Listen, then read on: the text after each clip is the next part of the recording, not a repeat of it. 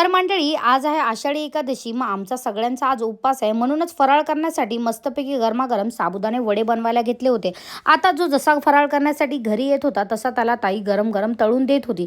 मी पण आली होती, मला पण मस्तपैकी गरमागरम कुरकुरीत असे साबुदाणे वडे तळून दिले. त्याच्यासोबत मस्त शेंगदाण्याची तिखट चटणी होती आणि दही होती. मस्त 12च्या आसपास मी फराळ करून घेतला.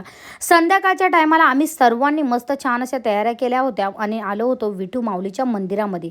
मस्त असं दर्शन झालं आणि मंदिर इतकं सुंदर असं सजवलं होतं ना, सांगूच नका. मंदिर बघून मन इतकं प्रसन्न झालं.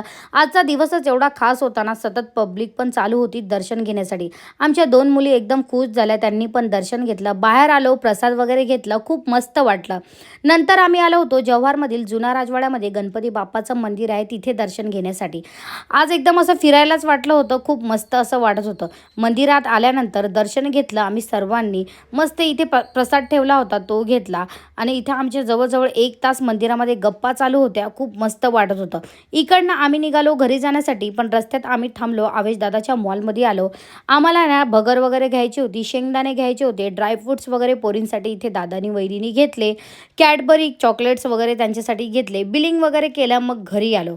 आता घरून परत मला गावात यायचा होता, कारण भाजीपाला राहिला होता, म्हणून मी परत आली होती स्टँडला. इथे भाजीपाला वगैरे मी काय काय घेतलं स्पेशल म्हणजे कारले घ्यायचे होते, ते घेतले.